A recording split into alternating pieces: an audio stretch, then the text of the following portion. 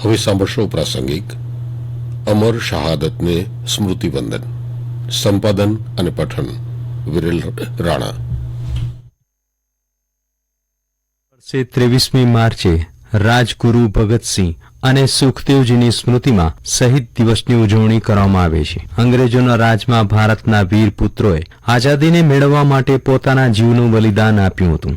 આ તે દિવસ છે જે દિવસે આ ત્રણેય સ્વાતંત્ર્ય સેનાનીઓને ફાંસી આપવામાં આવી હતી. આવી સ્થિતિમાં શહીદ દિવસે દેશને આઝાદ કરવા અને દેશની રક્ષા કરવા માટે પોતાનું બલિદાન આપનારા આ શહીદોને શ્રદ્ધાંજલિ આપવા સમગ્ર રાષ્ટ્ર શ્રદ્ધાંજલિ પાઠવે છે. ભારતમાં શહીદ દિનની ઉજવણી 2 દિવસ કરવામાં આવે છે. પ્રથમ 30 જાન્યુઆરીએ અને બીજો 23 માર્ચના દિવસે. આ બંને દિવસોમાં આપણે દેશની રક્ષામાં પોતાનું બલિદાન આપનારા સૈનિકોને યાદ કરીએ છીએ. 30 જાન્યુઆરીએ મહાત્મા ગાંધી અને અન્ય સ્વાતંત્ર્ય સેનાનીઓને શ્રદ્ધાંજલિ આપવામાં આવતી હોય છે અને 23 માર્ચે ભારતના 3 અસાધારણ યુદ્ધ લડવૈયાઓ ભગતસિંહ, રાજગુરુ અને સુખદેવના બલિદાનની સ્મૃતિ દ્વારા તેમને શ્રદ્ધાંજલિ આપવામાં આવે છે.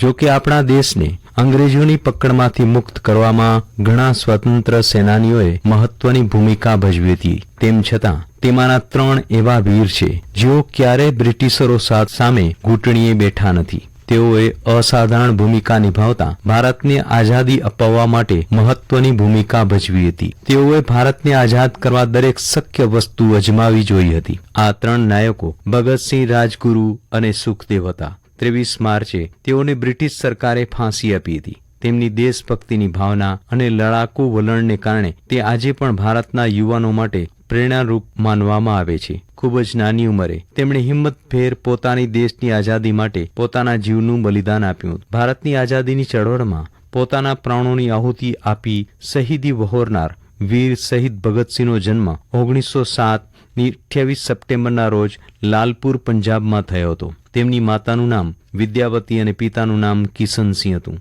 નાનપણથી તેઓ ક્રાંતિકારી વિચારો ધરાવતા હતા. જલિયાવાલા બાગના હત્યાકાંડ વખતે તેઓ પગપાળા લાંબી મુસાફરી કરીને જલિયાવાલા પહોંચ્યા હતા. આ હત્યાકાંડની તેમના માનસ પર ઘણી અસર પડી હતી. તેઓ અસહકાર આંદોલનમાં જોડાયા અને આ અરસામાં લાહોર ખાતેની કોલેજનો અભ્યાસ છોડી આઝાદીની ચળવળમાં જોડાઈ ગયા હતા. વીર ભગતસિંહ નેશનલ સોશિયાલિસ્ટ રિપબ્લિક પાર્ટીમાં જોડાયા અને ત્યારબાદ તેના મંત્રી પણ બન્યા હતા. ત્યારબાદ વીર ભગતસિંહે નવજવાન ભારત સભાની સ્થાપના કરી. આ સમયમાં તેમને સુખદેવ, ચંદ્રશેખર આઝાદ, જતીનદાસ, ભગવતી ચરણ વગેરે ક્રાંતિકારીઓનો ભેટો થયો અને તેમનો સાથ મળ્યો. ભગતસિંહે જગતની મોટી ક્રાંતિઓ, માર્કવાદ, સમાજવાદ અને સોવિયત સંઘ વિશે ખૂબ વાંચ્યું અને યુવાનોને પ્રેરણા આપતા લેખો પણ લખ્યા. વીર શહીદ શિવરામ હરિ રાજગુરુનો જન્મ 24 ઓગસ્ટ 1908ના રોજ મહારાષ્ટ્રના પૂના નજીકમાં ખેદ ગામમાં એક બ્રાહ્મણ પરિવારમાં થયો હતો. હાલમાં આ ગામ રાજગુરુનગર તરીકે ઓળખાય છે. વીર શહીદ સુખદેવ થાપર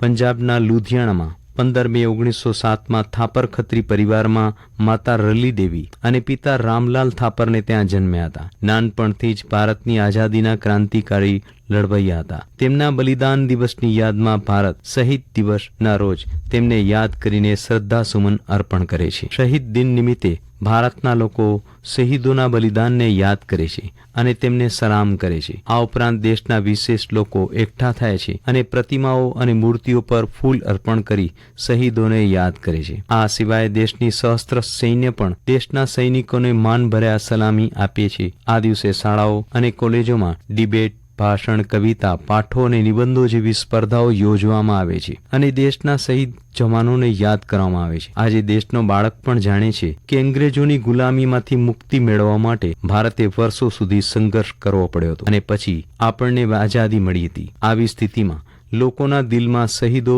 માટે આદર ઉત્પન્ન કરવાની જાગૃતિને કારણે આ દિવસની ઉજવણી કરીને આપણે આપણા શહીદોને શ્રદ્ધાંજલિ નહીં પણ આજની પેઢી અને યુવા પેઢીને તે શહીદોના જીવન અને બલિદાનનો પરિચય આપીએ છીએ.